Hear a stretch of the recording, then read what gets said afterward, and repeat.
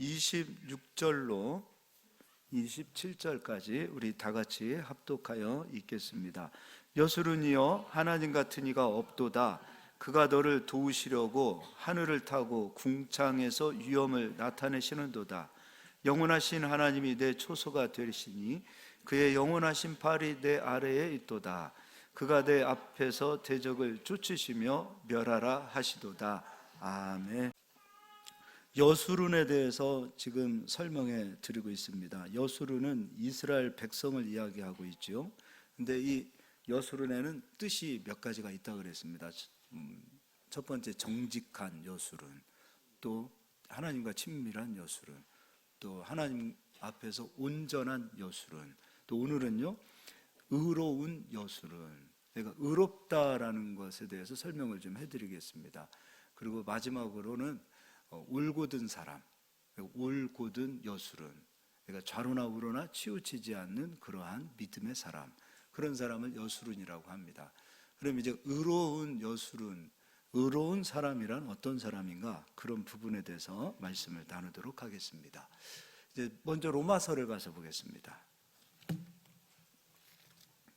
로마서 5장입니다.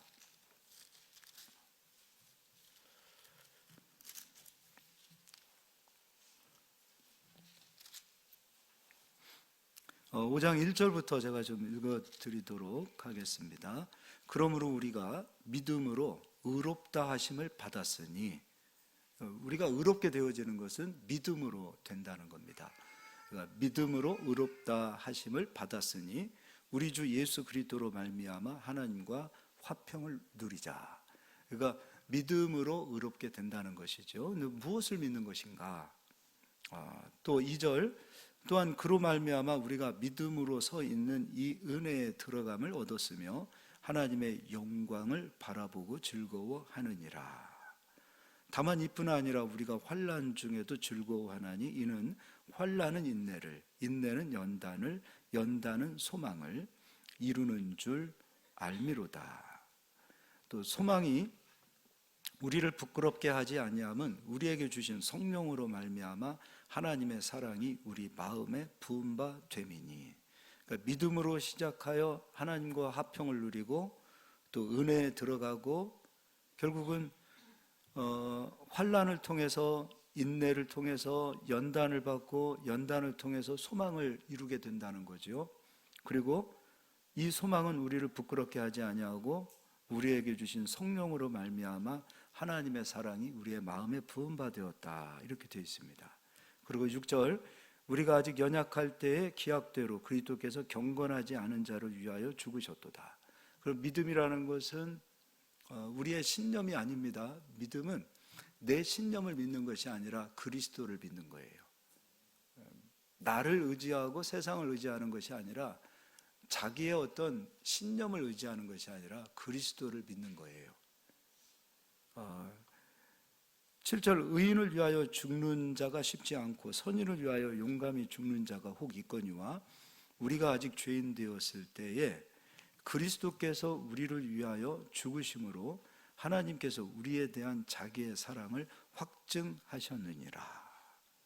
그러니까 믿음으로 의롭게 되었다라는 것은 그리스도께서 우리를 위하여 죽으셨기 때문에, 우리 죄를 위하여 그리스도께서 죄값을 받으시고 죽으셨기 때문에 우리가 죄가 없는 자로 하나님께서 인정해 주시기 때문에 우리가 의롭게 됐다는 겁니다.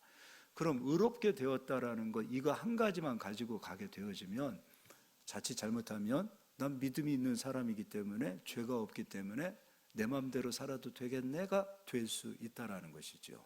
그러나 이거 한 가지만 가지고 의롭다 여겨질 수 없습니다. 물론 예수 그리스도를 믿음으로 구원은 받습니다. 그러나 우리에게 남겨진 삶 가운데에 의로운 삶은 뒤를 따라가야 됩니다. 그러니까 믿음으로 의롭게 됐어요. 우리의 신분은 의로운 하나님의 백성, 자녀가 됐습니다. 그러나 우리의 삶은 의로운 삶을 살아내야 될 사명이 있습니다.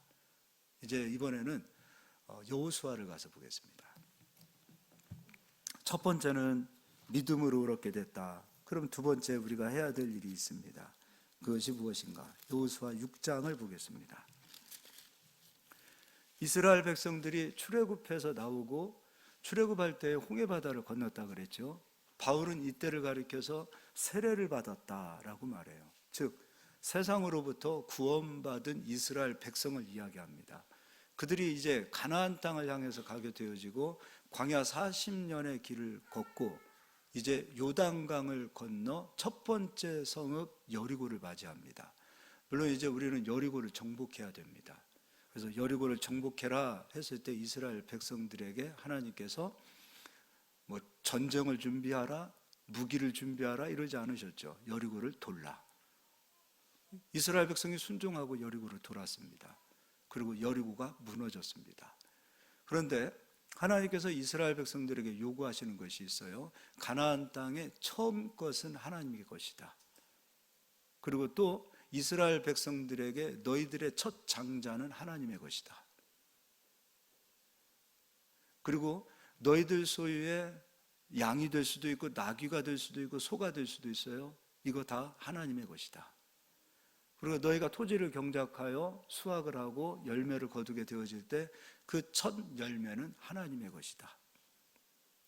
그 가나안 땅에 들어갔을 때 첫 여리고 성읍을 하나님께서는 이거 하나님 것이니까 어떠한 것도 건들지 말고 하나님의 창고에 이 모든 것을 들여놓으라고 하나님께서 명령하십니다.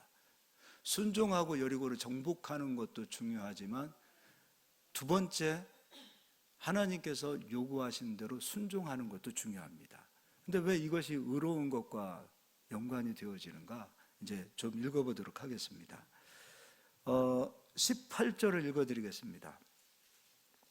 여리고성을 향하여 하나님께서 이런 말씀하십니다. 너희는 온전히 바치고 그 바친 것 중에서 어떤 것이든지 취하여 너희가 이스라엘 진영으로 바치는 것이 되게 하여 고통을 당하게 되지 아니하도록 오직 너희는 그 바친 물건에 손대지 말라. 여리고성을 정복하는 것도 중요하지만 여리고성에 정복되어진 그 많은 보화를 하나님 앞에 드리는 것도 중요합니다. 만약에 그것을 하나님 손에 올려드리지 아니하게 되어질 때 따라오는 것이 고통이라는 것이죠. 그래서 19절 은금과 동철 기구들은 다 여호와께 구별될 것이니 그것을 여호와의 곳간에 드릴지니라 하니라. 이것을 다 하나님의 곳간의 창고에 들여오라고 하나님께서 명령하십니다. 명령하세요. 자, 그런데 여리고가 정복이 되어졌습니다. 우리는 여리고 정복하는데 온 힘을 다 쏟지요. 근데 정복하는 것보다도 더 중요한 것이 있습니다. 그 뒤에 하나님 말씀에 순종하고 하나님의 것을 도둑질하지 말아야 되겠죠. 근데 그것을 도둑질하는 사람이 나왔습니다. 그가 바로 아간입니다. 이제 7장 1절 읽어드리겠습니다. 이스라엘 자손들이 온전히 바친 물건으로 말미암아 범죄하였으니 한 사람이 범죄하였으나 이스라엘 전체가 범죄한 것으로 하나님이 여기시고 있습니다. 이스라엘 자손들이 온전히 바친 물건으로 말미암아 범죄하였으니 이는 유다 지파 세라의 증손 삽디의 손자 갈미의 아들 아간이 온전히 바친 물건을 가졌음이라. 여호와께서 이스라엘 자손에게 진노하시니라. 이제 두 번째 성읍이 아이성입니다. 아이성은 생각보다 작았지요.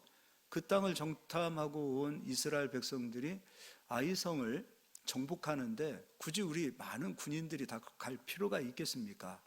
한 2-3천 명만 보내도 될 것 같습니다. 그러나 2-3천 명이 올라가서 다 몰살당합니다. 이어서도 또 몰살을 당합니다.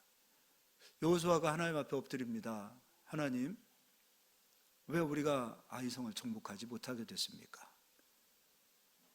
여호와의 이름을 위하여 우리가 싸우고 있는데 우리로 인하여 여호와의 이름이 땅 아래 떨어지고 있습니다. 이제 여호와의 이름을 위하여 하나님 싸워주십시오. 그때 하나님께서 여호수아야 일어나라 라고 말씀하시고 가서 전쟁해라 라고 말씀하지 아니하시고 여호수아야 너희가 범죄한 이유를 알려주겠다. 그 범죄한 이유가 바로 아간이 하나님의 것을 도둑질한 것을 가르쳐 줍니다. 그거 해결하지 아니하고서는 하나님께서 싸워주시지 않겠다고 말씀하십니다. 일어나라. 네가 기도했으니까 내가 너와 싸우겠다. 그러지 아니하시고 네가 범죄한 걸 내가 가르쳐 주겠다. 그리고 그 범죄한 것이 해결되어졌을 때 그때 비로소 하나님은 이스라엘을 위해서 싸워주십니다. 근데 이 아간이 이런 문제가 있습니다. 아간으로 인하여 그 집안이 전체가 고통을 당합니다. 자, 이제 그것도 잠깐 읽어드리도록 하겠습니다. 13절입니다. 너는 일어나서 백성을 거룩하게 하여 이르기를 너희는 내일을 위하여 스스로 거룩하게 하라. 그럼 그 한 가지 때문에 거룩하지 못했다는 거지요. 의롭지 못했다는 거예요. 그리고 나서 15절입니다. 온전히 바친 물건을 가진 자로 뽑힌 자를 불사르되 그와 그의 모든 소유를 그리하라. 이는 여호와의 언약을 어기고 이스라엘 가운데서 망령된 일을 행하였음이라 하셨다 하라. 그렇게 하여 아간이 뽑히게 됩니다. 21절 내가 노력한 물건 중에 시날산의 아름다운 외투 한 벌과 은 200세겔과 그 무게가 50세겔 되는 금덩이 하나를 보고 탐내어 가졌나이다. 보소서 이제 그 물건을 내 장막 가운데 땅속에 감추었는데 은은 그 밑에 있나이다 하더라. 24절도 읽어드리겠습니다. 여호수아가 이스라엘 모든 사람과 더불어 세라의 아들 아간을 잡고 그 은과 그 외투와 그 금덩이와 그의 아들들과 그의 딸들과 그의 소들과 그의 나귀들과 그의 양들과 그의 장막과 그에게 속한 모든 것을 이끌고 아골 골짜기로 가서 여호수아가 이르되 내가 어찌하여 우리를 괴롭게 하였느냐 여호와께서 오늘 너를 괴롭게 하시리라 하니 온 이스라엘이 그를 돌로 치고 물건들도 돌로 치고 불사르고 그 위에 돌 무더기를 크게 쌓았더니 오늘까지 있더라. 여호와께서 그의 맹렬한 진노를 그치시니 그러므로 그곳 이름을 오늘까지 아골 골짜기라 부르더라. 이 이스라엘 백성들이 출애굽하여서 가나안 땅에 들어가고 가나안 땅에 들어가서 하나님을 예배하고 섬기는 것은 지금 우리들을 위한 본보기라 그랬습니다. 믿는 자들을 위하여 본보기가 되라고 하나님께서 그들의 그 모든 신앙생활을 기록해 주셨습니다. 그럼 우리도 생각해 봐야 될 것 같습니다. 우리는 이 세상 살면서 여리고를 정복하려고 엄청 무던히 애를 씁니다. 그러나 그 뒤에 여리고를 정복하고 그리고 온 에너지를 다 쏟고 그렇게 해서 힘을 다하고 정성을 다하고 뜻을 다하여 정복해 놓았습니다. 그런데 그 뒤에 따라오지 못하는 것이 바로 탐심입니다. 근데 그 탐심이 바로 여리고의 저주로 남아 있습니다. 그러니까 이 시대에 의롭지 못한 백성들이라는 것은 여리고의 저주가 남겨져 있다는 것입니다. 출애굽을 하고 홍해 바다를 건너고 그리고 광야를 인도해 주시는 것은 전적인 하나님의 은혜입니다. 여리고를 정복하는 것도 전적인 하나님의 은혜입니다. 그러나 여리고의 저주를 푸는 것은 우리가 푸는 것이 아니 그리스도가 푸는 것이 아니라 바로 우리가 푸는 겁니다. 죄의 저주는 그리스도가 풀어주시지만 여리고의 저주는 우리 각자가 풀어야 될 문제입니다. 각자 내가 풀지 못하면 우리의 가족이 풀지 못하면 교회가 풀지 못하면 이 민족이 함께 고통을 당하는 겁니다. 우리는 모든 저주를 다 그리스도가 풀어주셨다고 말하고 있습니다. 그렇습니다. 죄는 우리 힘으로 이길 수 없습니다. 그렇기 때문에 그리스도가 풀어야 합니다. 그러나 여리고의 저주는 우리가 풀어야 합니다. 이건 그리스도가 풀 문제가 아니에요. 하나님이 풀어주신 일이 아니에요. 내가 풀어야 돼요. 그래서 예수님께서 땅에서 풀어야 하늘에서 풀린다고 말씀하셨어요. 땅에서 묶여있는데 어떻게 하늘에서 풀리겠느냐고 말씀하셨어요. 여리고의 저주만큼은 우리가 풀고 가는 겁니다. 생각해 보면 이 여리고의 저주가 풀리지 않아 고통당하고 있는 사람들이 굉장히 많이 있습니다. 근데 그 한 사람만 고통당하는 게 아니에요. 민족이 고통을 당합니다. 가족이 고통을 당합니다. 그들로 인하여 교회가 고통을 당합니다. 이 사회가 고통을 당합니다. 하나님의 것을 하나님의 것으로 인정하지 않고 마치 자기가 자기의 왕관을 쓰고 자기 인생인 것처럼, 내 것인 것처럼, 나의 소유인 것처럼 그렇게 살아가고 있기 때문에 이 땅이 고통 가운데서 각자의 개인이, 그리고 각 가정이, 나라와 민족이 고통을 받고 있는 것입니다. 이 고통을 풀 수 있는 것은 다른 게 아니에요. 왕관을 내려서 벗어서 주님 앞에 올려드리면 되는 거예요. 그래야 비로소 아간의 저주가 풀리는 겁니다. 예수님께서 공생의 기간 동안에 여러 번 예루살렘으로 올라가셨어요. 예루살렘으로 올라가실 때 예수님께서 항상 걸어가셨던 길이 어디냐면 여리고입니다. 물론 그 당시에는 예루살렘을 향하여 예루살렘으로 올라가자고 하실 때는 여리고를 통과하여 여리고에서 예루살렘으로 올라가게 됩니다. 근데 그때 여리고에서 만나는 여러 사람들이 있습니다.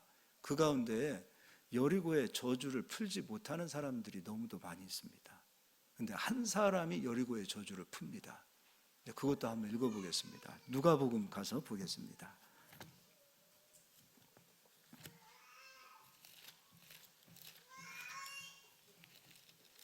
누가복음 18장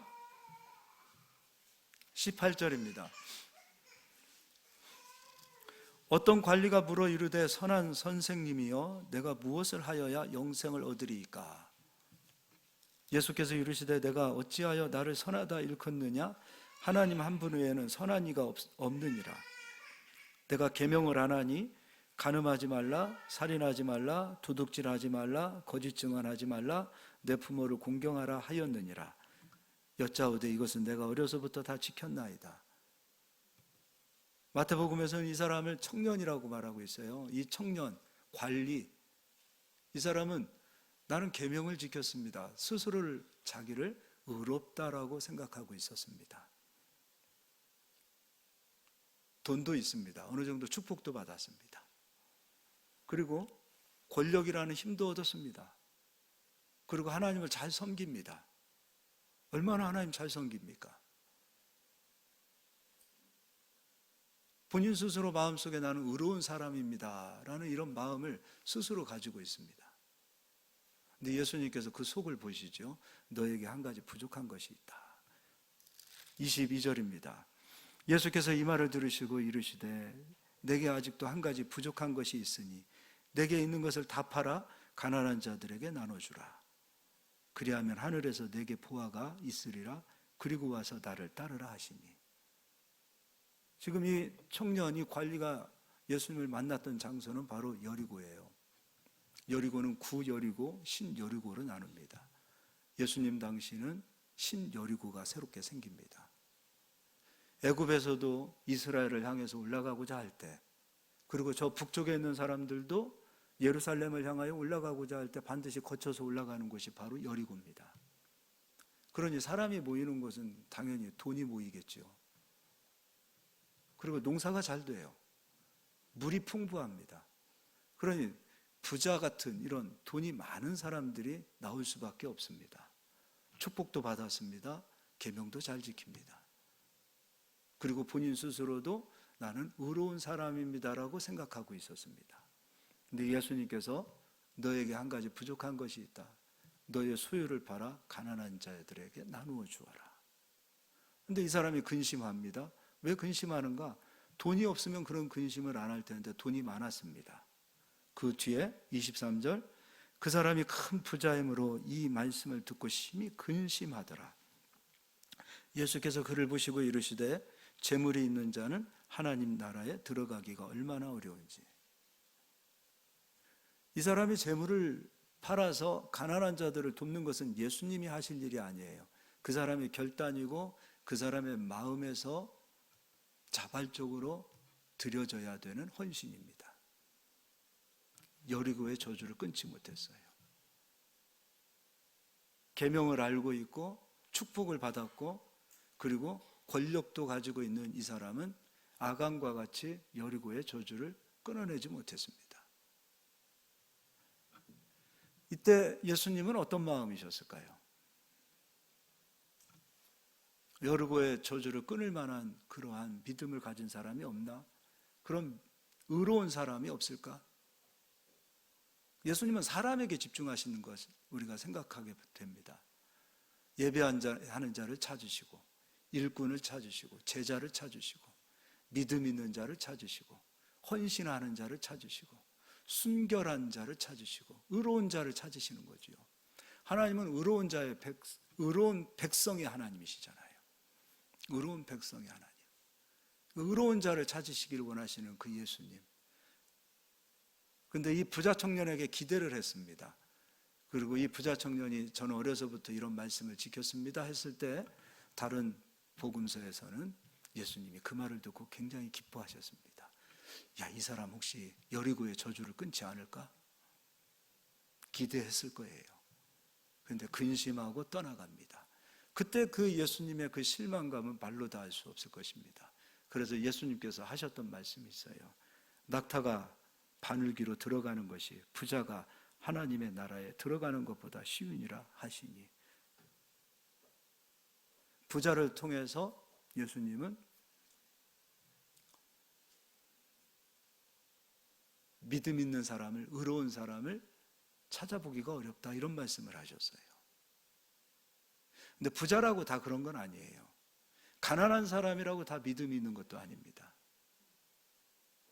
그리고 길을 걸어가다가 구여리고에서 이제 신여리고로 들어갑니다. 예수님 당시에서는 신여리고라는 새로운 도시가 형성되어져서 신여리고에 들어가죠. 근데 그때에 키 작은 삭개오를 만납니다. 이제 그것도 읽어보겠습니다. 19장 1절입니다. 예수께서 여리고로 들어가 지나가시더라. 그러니까 구여리고에서 나와서 신여리고로 들어가는 거예요. 부자 청년도 구여리고 사람이고 이 삭개오가 있는 사람도 신여리고 사람이에요. 그러니까 신도시, 구도시 이렇게 생각하시면 돼요. 2절, 삭개오라 이름하는 자가 있으니 세리장이요 또한 부자라. 세금 걷어서 로마에게 바쳐야 되잖아요. 매국노 같은 사람으로 이스라엘 사람들은 여겼습니다. 그런데 3절, 그가 예수께서 어떠한 사람인가 하여 보고자 하되 키가 작고 사람이 많아 할 수 없어 앞으로 달려가서 보기 위하여 돌 무화과 나무에 올라가니 이는 예수께서 그리로 지나가시게 되밀어라. 키가 작고 사람들이 너무 많아서 예수님을 간절히 보기를 원하기 때문에 나무 위로 올라갔어요. 그리고 예수님을 바라봤어요. 근데 예수님은 삭개오를 바라보시고요, 삭개오야 내려오라. 그리고 더 예수님께서 삭개오에게 귀한 말씀을 주세요. 내가 너희 집에 가서 유숙해야 되겠다. 모든 사람 다 죄인이라고 여기는, 의롭지 못하고 어떤 면에서 매국노 같다라고 여겼던 그 사람 집에 예수님이 찾아 들어가신다고 생각해 보세요.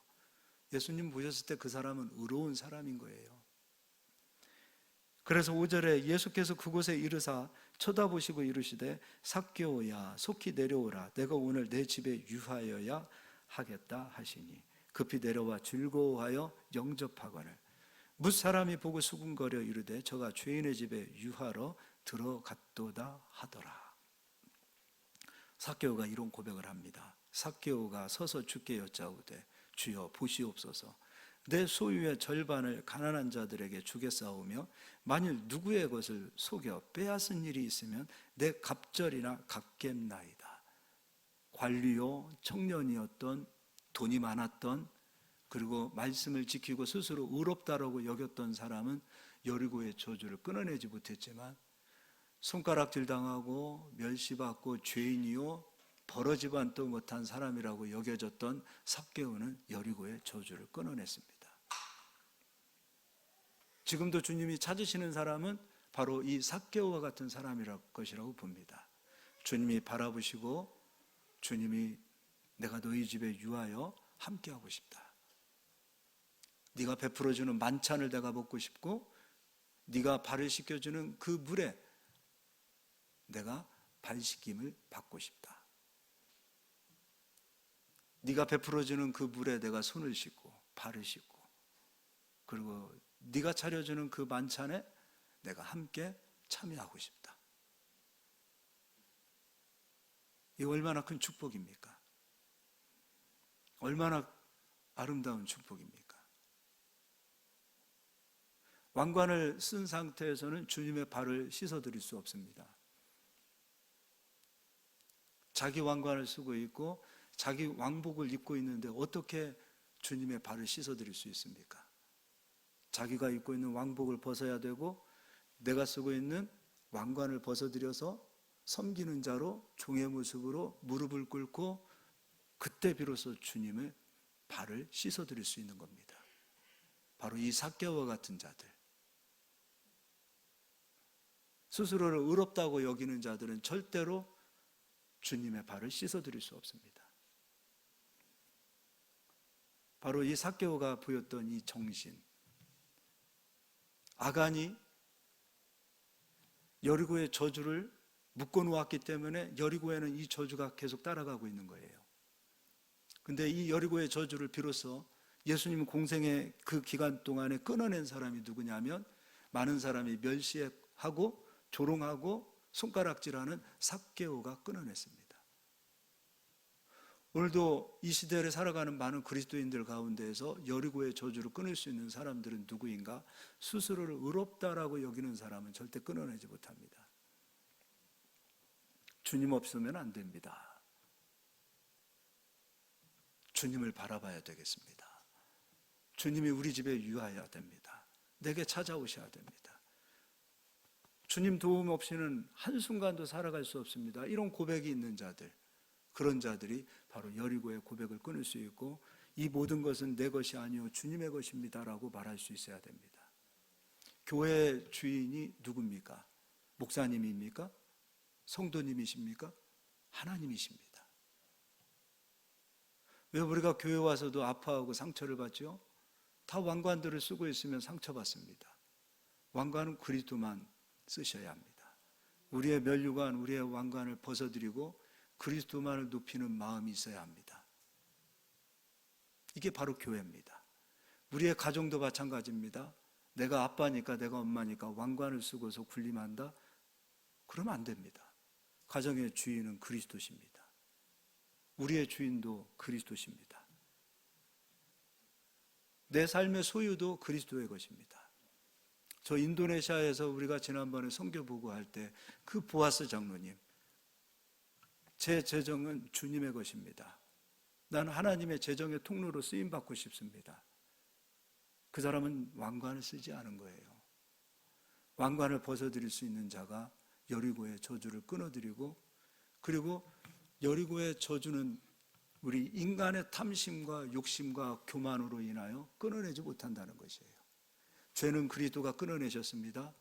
그러나 우리 속에 있는 이 탐심과 욕망과 자구함과 교만과 높아지고자 하는 그 모든 마음은 누가 끊어내야 되는가? 바로 우리가 끊어야 합니다. 물질이 하나님이 돼서도 안 됩니다. 하나님과 물질을 겸하여 섬겨서도 안 됩니다. 하나님만을 섬겨야 됩니다. 물질은 하나님의 것입니다. 하나님, 제 물질을 써주십시오. 이 물질이 하나님을 위해서 흘러가야 되겠습니다. 왜 우리는 그런 마음, 그런 고백, 그런 기도를 못 드립니까? 우리 것은 아까워서 하나도 빼앗기지 않으려고 붙들고 있는 그 마음을 가지고서 하나님 복 주세요, 은혜 주세요 하니 하나님의 은혜가 내려올 수 없는 거예요. 제 것은 하나님 겁니다. 하나님, 우리의 모든 것을 사용하여 주시옵소서.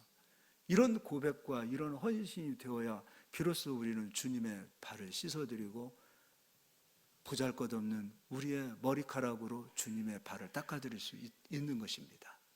저는 우리 사랑하는 성도님들이 우리 스스로 쓰고 있는 그 높아진 그 왕관들을 다 벗어서 주님 앞에 내려놓으시고 겸손하게 무릎을 꿇으시고 하나님 앞에 엎드리시고 삭개오처럼 여리고의 저주를 끊어내고 하나님 영광을 위하여 의로운 백성으로 살아가기를 소망합니다. 이 삭개오가 말씀이 없었던 사람 아니에요. 출애굽기 레위기서에 보니까 빼앗은 것 5분의 1을 더하여 드리고, 소 한 마리를 빼앗으면 5마리로 갚고, 양 1마리를 빼앗으면 도둑질하면 4마리로 갚는다라는 말씀이 있습니다. 자기 기분에 4배로 갚겠습니다가 아니라 율법에 의하여, 말씀에 의하여 4배를 이야기했습니다. 저주를 끊어냈습니다. 우리 사랑하는 성도님들, 의로운 백성으로 힘있게 살 수 있기를 바랍니다. 한번 생각해 보십시오. 언제부터인가 이 고통들이 와 있는가? 왜 물질을 통해서 고통이 오는가? 왜 삶 가운데에서 이러한 고통들이 있는가? 왕관을 여전히 내가 쓰고 있기 때문이에요. 높아지지 마세요. 낮아지세요. 하나님은 교만한 자를 싫어하세요. 겸손한 자를 사랑하세요. 그들과 함께 하세요. 왜 오늘 이 시대에 우리 안에 하나님이 내 안에 없는 것처럼 느껴지시는가? 왜 하나님의 은혜가 오다가 멈추는가? 다 우리가 왕관을 쓰고 있기 때문이에요. 제가 예전에 금식 기도를 한 적이 있어요. 전도사 때인데 좀 장기적으로 금식하게 하여 그냥 조용한 기도원에 가서 기도를 하는데 매일 집회가 있어요. 근데 나이가 한 60 넘으신 백발의 그런 그 할아버지신데 목사님이세요. 그 기도원이 겨울철이었는데 추워요. 또 산속에 있으니까 기도원이 얼마나 춥습니까? 그래서 그 성전 가운데에 난로가 하나 있어요. 지금처럼 뭐 온풍기가 있고 그런 곳이 아니에요. 난로 하나 있어요. 그러니까 자연이 추우니까 난로 주변으로 사람이 모여요. 그런데 난로 가장 옆에 가장 좋은 자리에 아주 큰 방석이 하나가 있는데 그 방석에 어떤 여자분이 와서 앉아 계셨어요. 근데 그 백발의 그 할아버지 되시는 분이 막 화를 내면서 저리 가라고, 내 자리라고 막 쫓아내셨어요. 근데 저는 이제 꽤 오랜 기간 금식하면서 그 기도원에 있었기 때문에 그 할아버지가 누군지 알게 되어졌어요.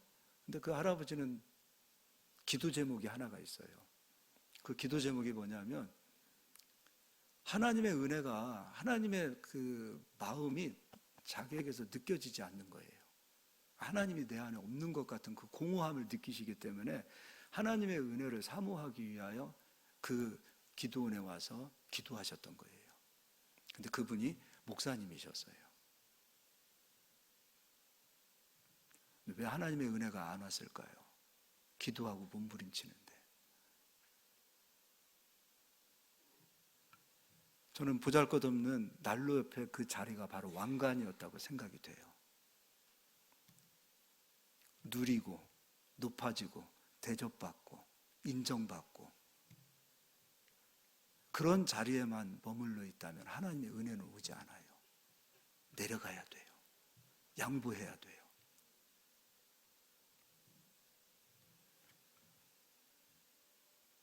누군가가 내 자리에 거기에 앉아 있으면 거기서 예배 드리십시오 하고 1시간 정도 다른 곳에서 예배 드릴 수 있는 그 낮은 자리에 낮은 자의 마음을 가지고 가야 하나님의 은혜가 오는 거예요.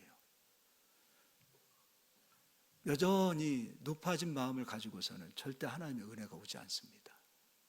막힙니다. 이것이 바로 영적인 것입니다.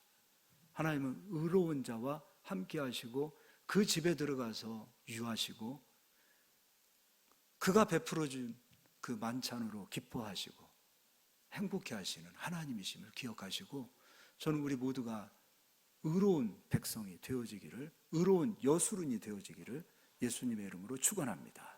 네, 우리 옆 사람 인사하겠습니다. 의로운 여수run이 됩시다. 네, 기도하겠습니다.